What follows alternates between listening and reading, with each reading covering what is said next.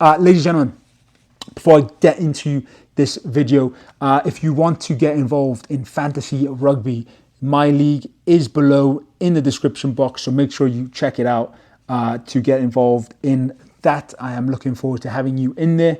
So yeah, let's get into the video. Ladies and gentlemen, welcome back to the Chip Over the Top Rugby podcast. I hope you are all well and are excited for the start of the Six Nations to kick off this week. Now, if you are new here, welcome. And if you've been here before, welcome back. You might be wondering, Ryan, why are you wearing a Saracens tank top? Well, it's because obviously in homage to my guy, Nick Tompkins, who's playing exceptionally well for whenever he wears a Welsh jersey. So that is why I bought one. And plus it's actually quite comfy to wear. So anyway, I want to do something a little bit fun here.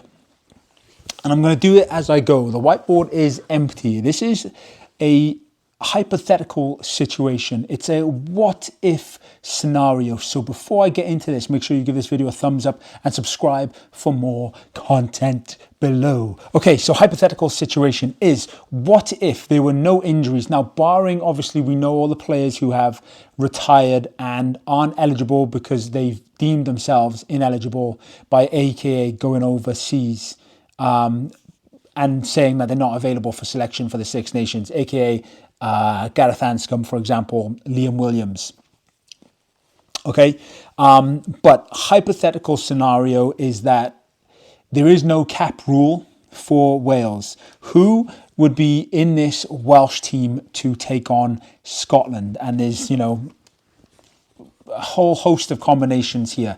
I think starting off, I'm still going to go with sort of a similar theme, and there's going to be a couple players involved in this squad, for example, who are currently plying their trade in England, who wouldn't necessarily be eligible due to the cap rule, aka Joe Hawkins, right? So we're going to start off, I think I'm going to start off with a similar sort of, because I don't think there's any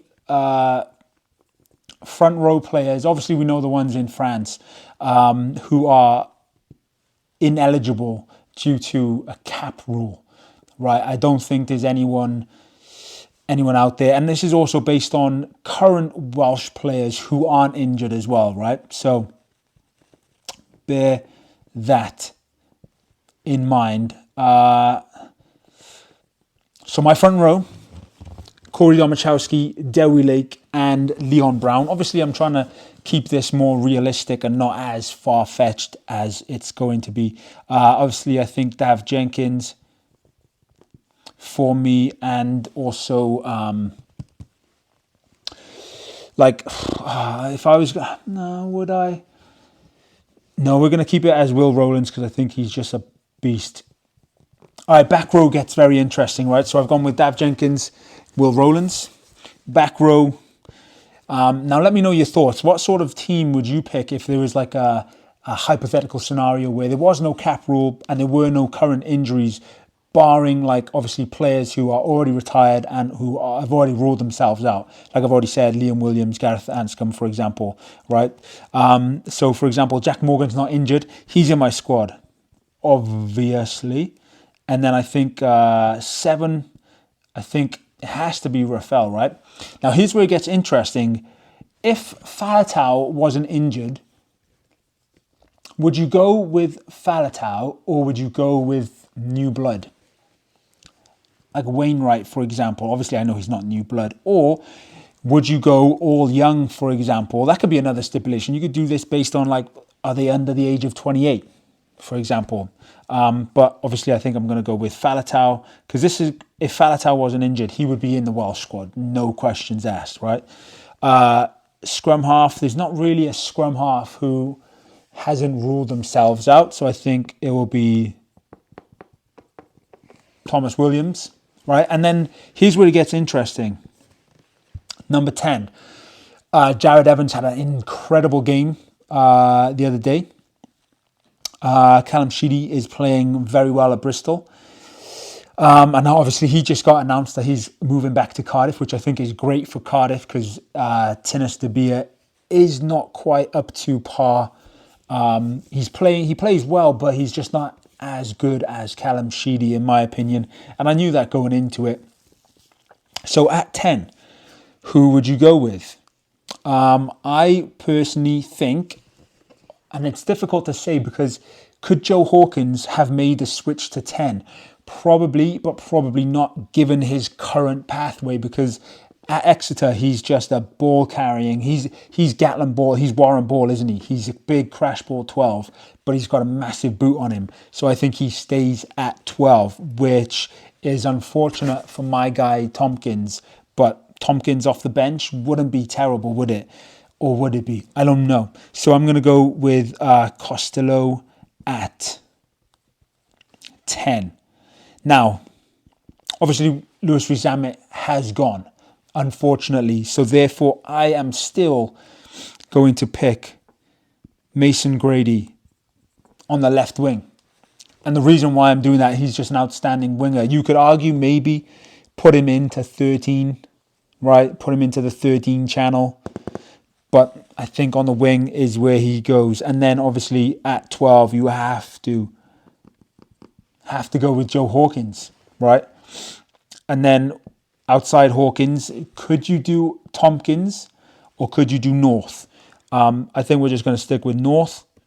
And at 14, I know what you're thinking, Ryan, you could even put Emmanuel Fei-Iwaboso in here. But I think purely based on him not having played at international level, I think he would be on the bench for me straight off the bat.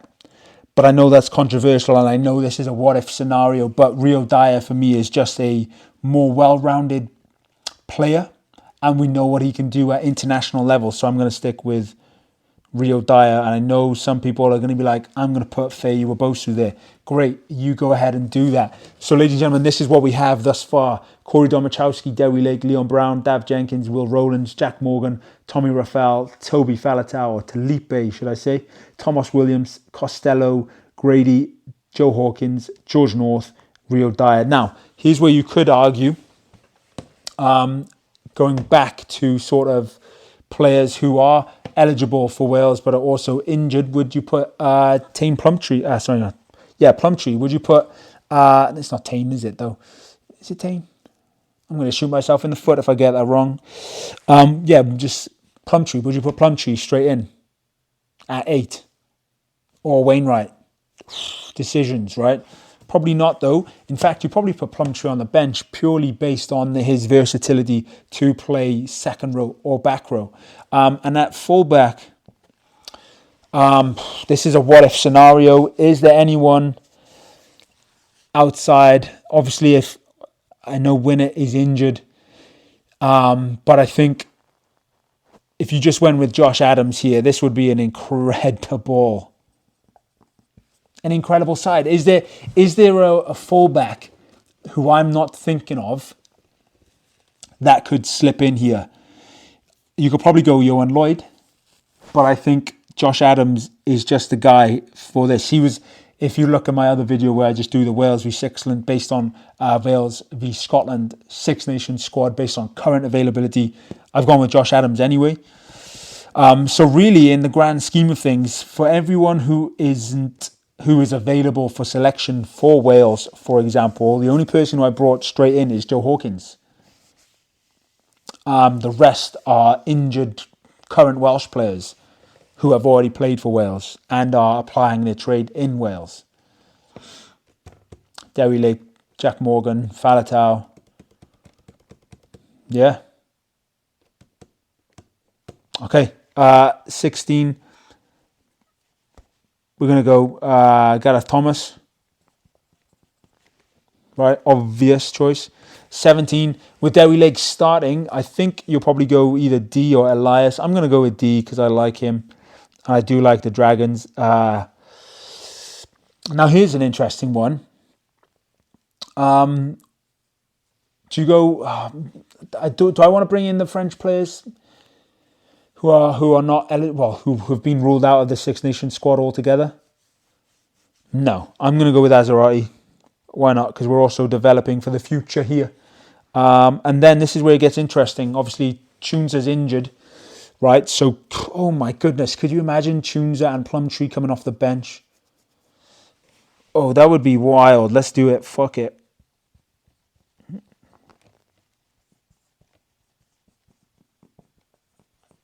And I do think, I know, but and then you're going to be like, okay, Ryan, what about Aaron Wainwright?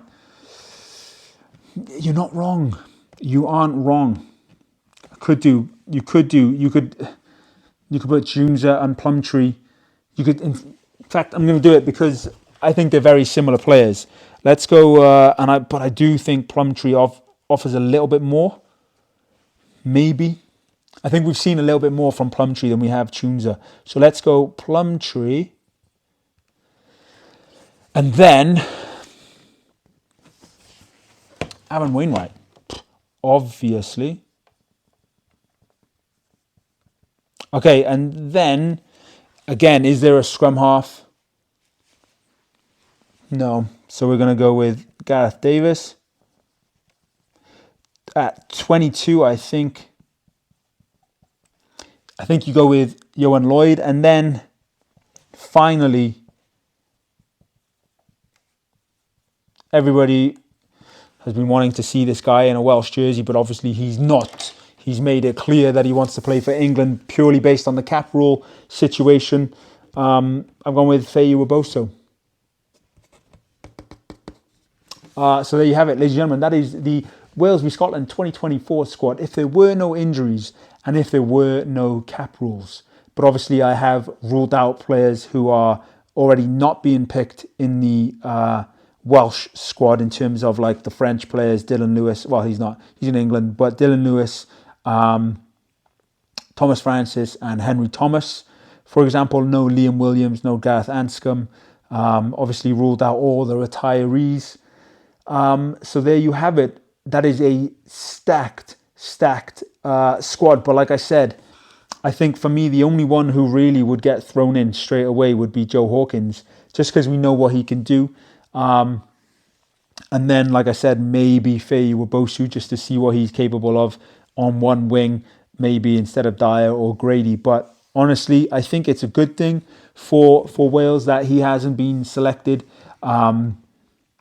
Purely because, like I said, we can bring in players like Cam Winnett, for example, who absolutely deserves a shot. Like, if this was the squad, right? If this was the squad that Warren Gatland had available to him, there might not be room for players like Winnett, right? There just might not be. There might not be room for like Johan Lloyd's. We need to sort of get these players involved. So kind of it's a good situation to be in, but it's also not, because obviously then you miss out on the star firepower off the bat. But yeah, clearly the only one who I rate here would be Joe Hawkins. I think Joe Hawkins is a much better player than Favour Bosu, but that's just my opinion. Obviously, I know he's a fantastic finisher, right, on the wing, but you could argue that Rio Dyer and Mason Grady are equally as good, and they've already been involved in the system. And I think they're possibly better all-round wingers than Favour Bosu. So that's just my personal opinion. I know a lot of people rate him highly, and I know he was a sore one to miss out on. But hey-ho, there we go. That is what it is. I do think I'd like to see Plumtree back in the squad at some point. I know he's overcoming his injury. And he needs to get game time before he comes anywhere near the Welsh squad again. But yeah, based on if no one was injured, I think Derry Lake, obviously, and Jack Morgan would be in the squad from the off.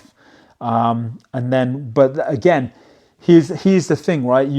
Derry Lake and Jack Morgan, obviously you would want them in the squad. But then again, we know what they're capable of. We don't know what Alex Mann, James Botham, for example, or like an Archie Griffin or Evan Lloyd are capable of at this sort of level. So we need to get those players in, right, in order to be able to do so. And that is why I do think Wales should come back with like the Wales A. England's obviously doing it right now because there's such good depth, and we need to be able to see sort of what these players are able to do outside of regions, because obviously not everybody's getting game time, and we need to be able to see what they can do whilst they're playing in order to make them, eligible to play for Wales. Are they good enough to play for Wales? You won't know unless they play games. And the only way they can play games is by actually playing games and being available. because some of these players aren't getting in, ahead of players at the regions, which is difficult. Like like Corey Domachowski, for example, I rate him highly, but sometimes Carey gets in instead. They alternate sometimes. So, yeah, it is what it is. And like Gareth Davis and Kieran Hardy, for example, are 2 scrum halves for the Scarlets. So yeah, ideally you'd probably want, someone from like the Dragons to be involved as a scrum half instead, get one from each region type deal. But yeah, it's unfortunately not the case. For example, Cardiff currently do not have a Welsh fly half. Scarlets have 2. Dragons have 1. Ospreys have 1. Well, they have more than 1, but you know what I mean. Anyway, let me know your thoughts on this below. Subscribe for more. Give it a thumbs up. Diolch Yn Fawr. I will catch you in the next one, ladies and gentlemen. Cheers.